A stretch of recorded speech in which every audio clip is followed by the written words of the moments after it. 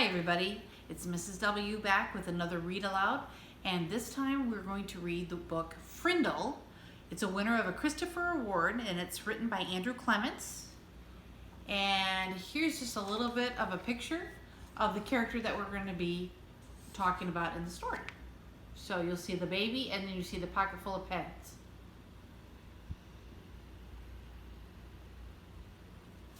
All right, we're going to get started. And we're going to do this in sections as well because it's a little long to do all in one time. So here we are. First chapter, Nick. If you ask the kids and the teachers at Lincoln Elementary School to make 3 lists, all the really bad kids, all the really smart kids, and all the really good kids, Nick Allen would not be on any of them. Nick deserved his list all his own, and everyone knew it. Was Nick a troublemaker? Hard to say. One thing's for sure, Nick Allen had plenty of ideas, and he knew what to do with them. One time in 3rd grade, Nick decided to turn Miss Deaver's room into a tropical island. What kid in New Hampshire isn't ready for a little summer in February? So first he got everyone to make small palm trees out of green and brown construction paper and taped them onto the corners of each desk. Miss Deaver had only been a teacher for about 6 months, and she was delighted. That's so cute. The next day, all the girls wore paper flowers in their hair and all the boys wore sunglasses and beach hats. Miss Deaver clapped her hands and said, "That's so colorful." The day after that, Nick turned the classroom thermostat up to about 90 degrees with a little screwdriver he had brought from home. All the kids changed into shorts and t-shirts with no shoes. And when Miss Deaver left the room for a minute, Nick spread out about 10 cups of fine white sand all over the classroom floor. Miss Deaver was surprised again at just how creative her students could be. But the sand got tracked out into the hallway where Manny the custodian did not think it was creative at all, and he stomped right down to the office. The principal followed the trail of sand, and when she arrived, Miss Deaver was teaching the hula to some kids near to the front of the room, and a tall, thin, shirtless boy with chestnut hair was just spiking a Nerf volleyball over a net made from 6 t-shirts tied together. The 3rd grade trip to the South Seas ended, suddenly. But that didn't stop Nick from trying to liven things up. Lincoln Elementary needed a good jolt once in a while, and Nick was just the guy to deliver it. About a year later, Nick made the great blackbird discovery. One night he learned on a TV show that red-winged blackbirds give this high-pitched chirp when a hawk or some other danger comes near. Because of the way the sound travels, the hunter birds can't tell where the high-pitched chirp is coming from. The next day, during silent reading, Nick glanced at his teacher, and he noticed that Mrs. Avery's nose was curved, kind of like the beak of a hawk. So he let out a high, squeaky blackbird peep. Mrs. Avery jerked her head up from her book and looked around. She couldn't tell who did it, so she just said, "Shh," to the whole class. A minute later, Nick did it again, louder, "Peep."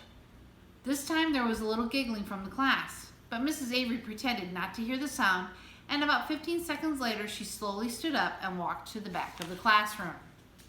Without taking his eyes off his book and without moving at all, Nick put his heart and soul into the highest and most annoying chirp of all, "Peep."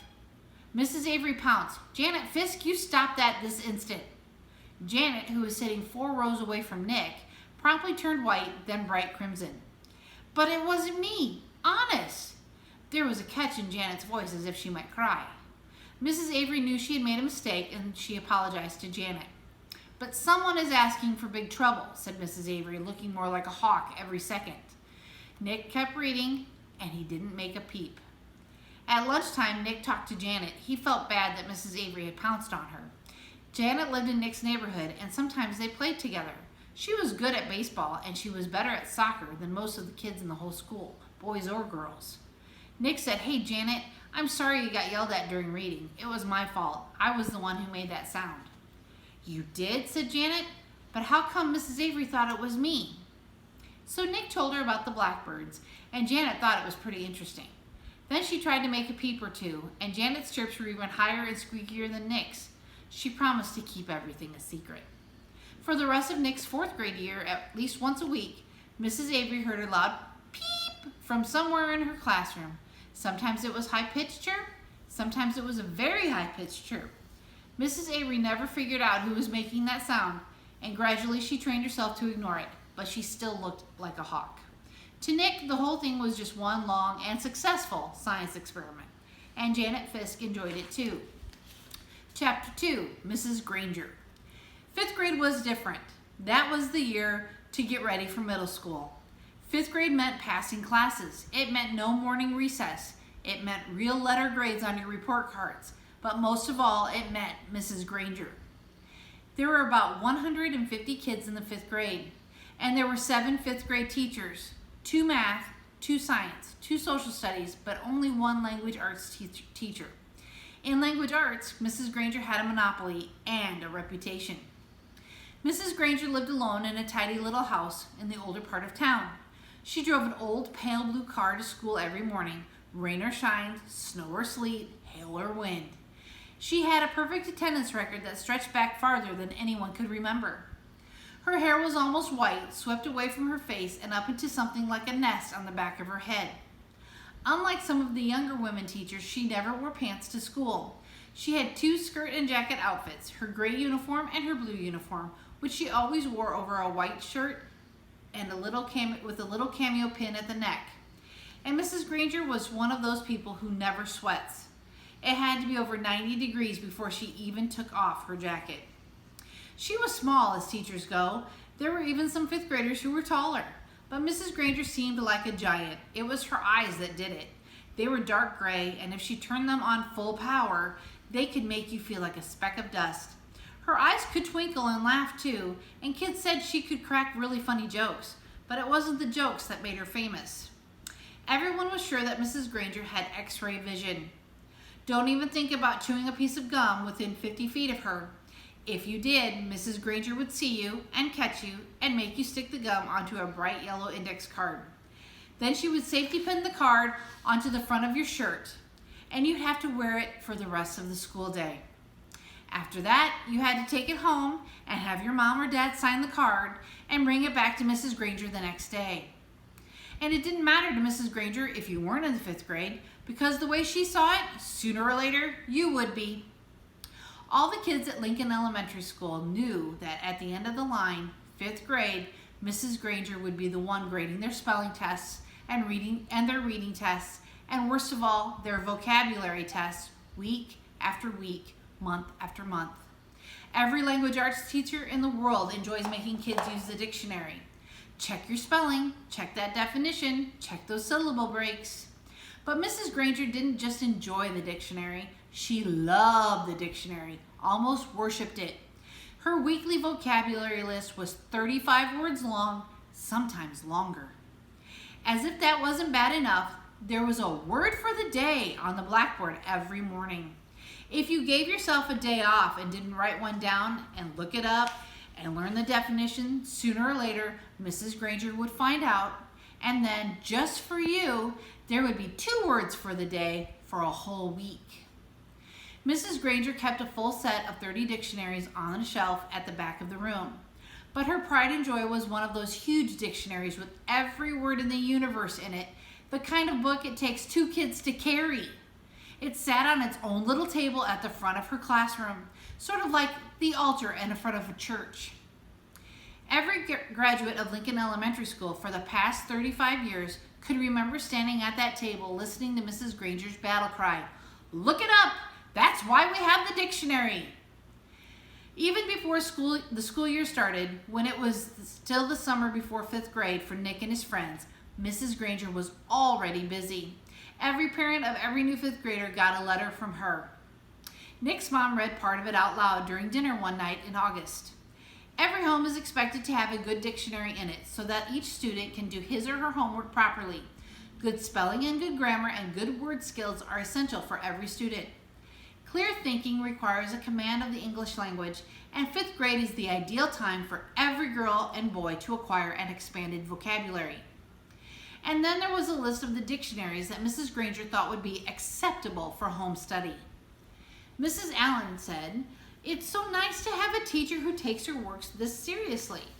Nick groaned and tried to enjoy the rest of his hamburger, but even watermelon for dessert didn't cheer him up much.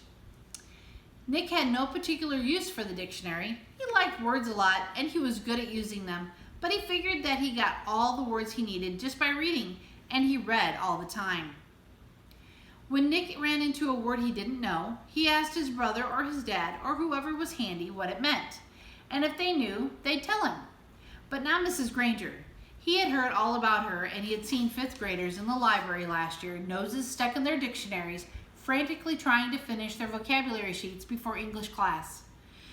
It was still a week before school, and Nick already felt like 5th grade was going to be a very long year. Chapter 3, The Question. The first day of school was always Get Acquainted Day. Books were passed out, and there was a lot of chatter. Everyone asked, What did you do over the summer? Periods 1 through 6 went by very smoothly for Nick, but then came period 7. Mrs. Granger's class was all business. The first thing they did was take a vocabulary pretest to see how many of the 35 words for the week the kids already knew. Treble, circular, orchestra, the list went on and on. Nick knew most of them. Then there was a handout about class procedures. After that, there was a review paper about cursive writing. And then there was a sample sheet showing how the heading should look on every assignment. No let up for 37 minutes straight. Nick was an expert at asking the delaying question, also known as the teacher stopper, or the guaranteed time waster.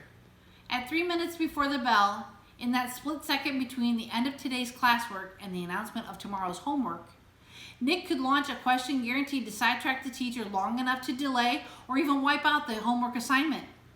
Timing was important, but asking the right question, that was the hard part. Questions about stuff in the news, questions about the college the teacher went to, questions about the teacher's favorite book or sport or hobby. Nick knew all the tricks, and he had been very successful in the past. Here he was in the 5th grade, near the end of his very first language arts class with Mrs. Granger, and Nick could feel a homework assignment coming the way a farmer can feel a rainstorm. Mrs. Granger paused to catch her breath, and Nick's hand shot up. She glanced down at her seating chart and then up at him. Her sharp gray eyes were not even turned up to half power. Yes, Nicholas? Mrs. Granger, you have so many dictionaries in this room, and that huge one especially. Where did all those words come from? Did they just get copied from other dictionaries? It sure is a big book. It was a perfect thought grenade. Kapow! Several kids smiled and a few peeked at the clock. Nick was famous for this, and the whole class knew what he was doing. Unfortunately, so did Mrs. Granger.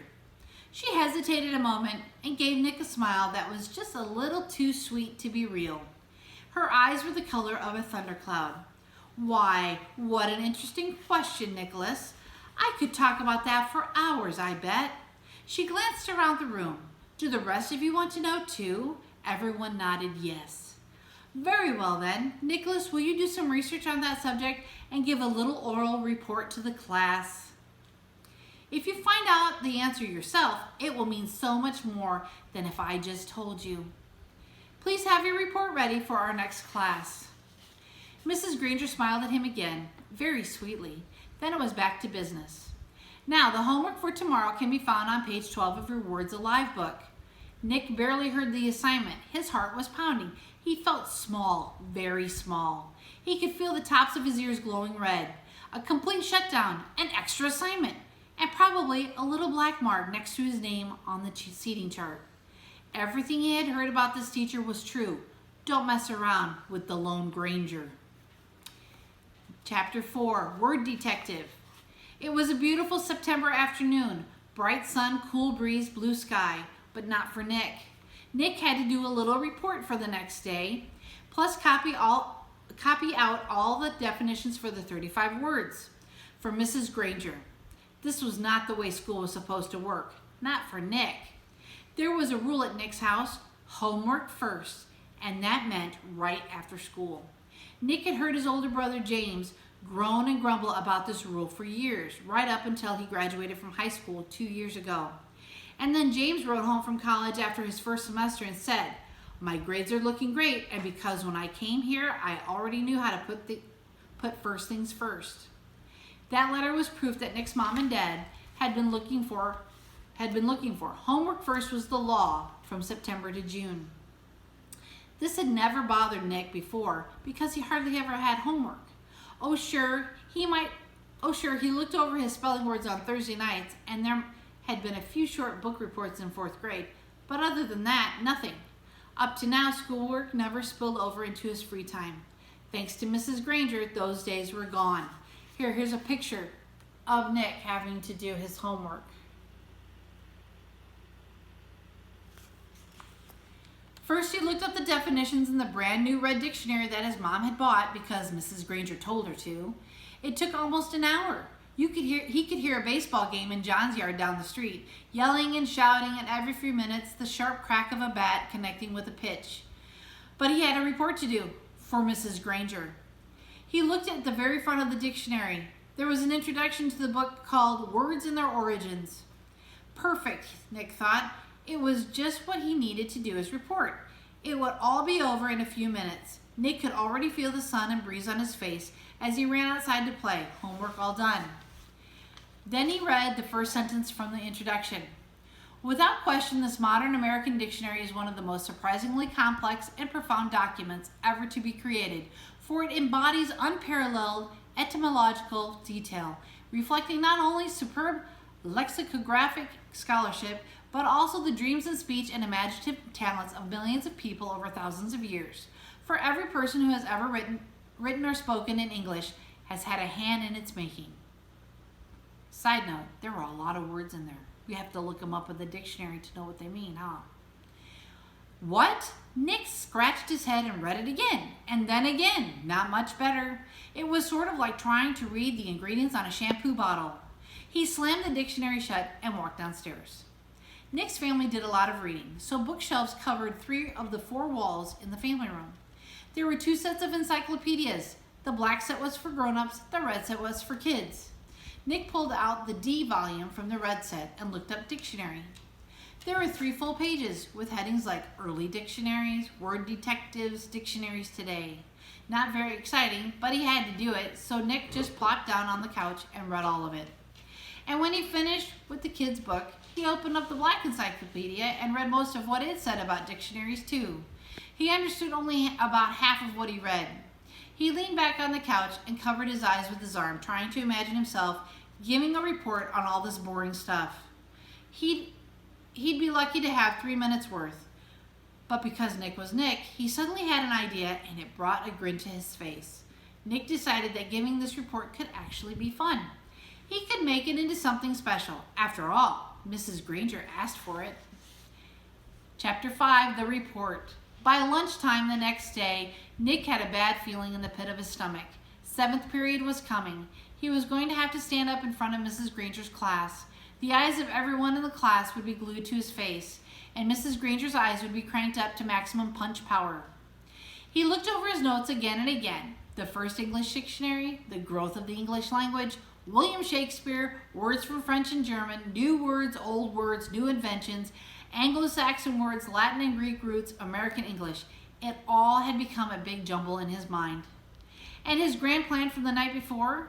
In the harsh fluorescent light of the school day, it seemed impossible.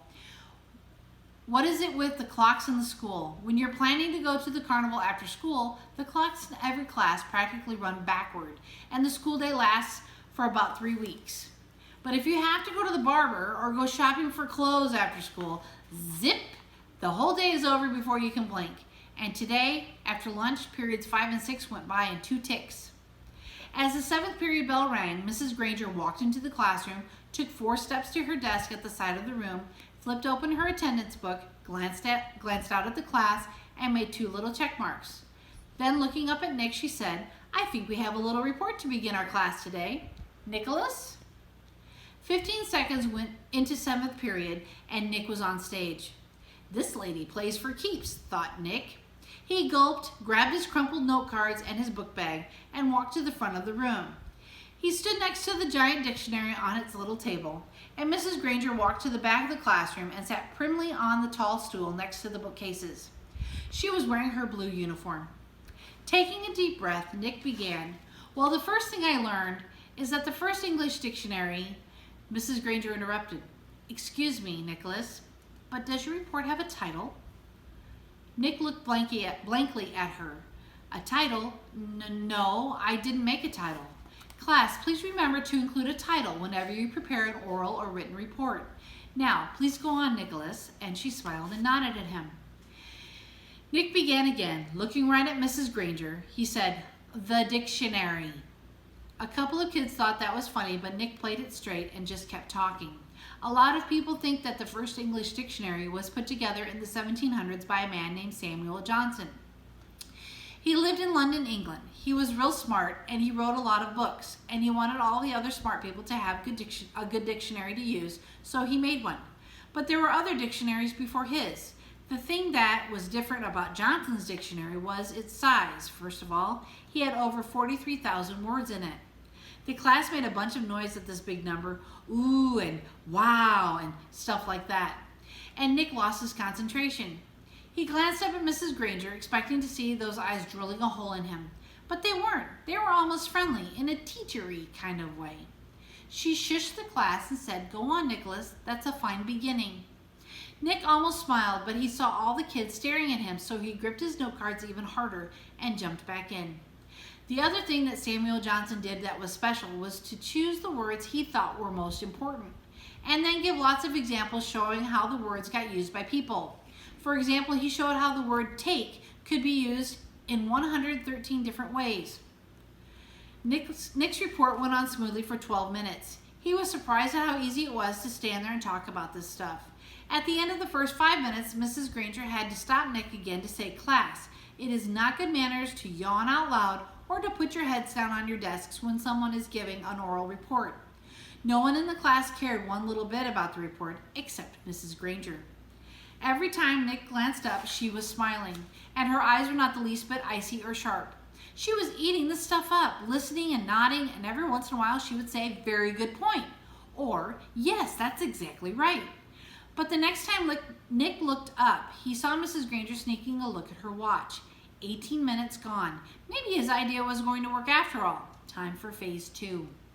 Reaching into his book bag, he pulled out the red dictionary he had brought from home, the one most of the kids had, the one Mrs. Granger said they should use.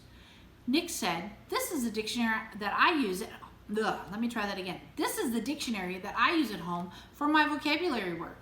And I opened it up last night to the very front, and right there I found out a lot about how the dictionary was made, right in this book. So I thought some of the ideas would be good as part of my report. It says here, Nicholas." Nick looked up. Mrs. Granger got off her tall stool, and its wooden legs made a screech on the linoleum. Heads snapped to attention, and the class was alert again. Mrs. Granger smiled, raised her eyebrows, and pointed to her watch. "Nicholas, I think the class should read that at home themselves." Now, John's hand was up in the air, and at Mrs. Granger's nod, he said, "But I don't have that dictionary at home, Mrs. Granger. I have the blue one." And several other kids immediately said, "Me too." Mrs. Granger tried not to show that she was annoyed. "Very well, Nick, but it shouldn't take too long. We have other things to do today." Nick kept his eyes open wide and nodded, adjusted his glasses on his nose, and began to read.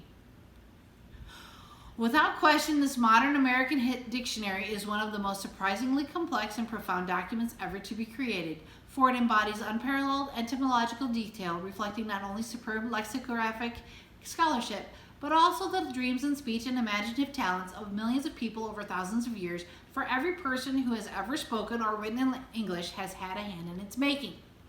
It was a long article, and the kids were bored to death, but no one looked bored at all. Every kid in the room knew how that period was more than half over, and that Nick's report wasn't just a report. It was one of the greatest time wasters he had ever invented. And we're going to stop there today, and we'll continue next time. Have a great day, everyone.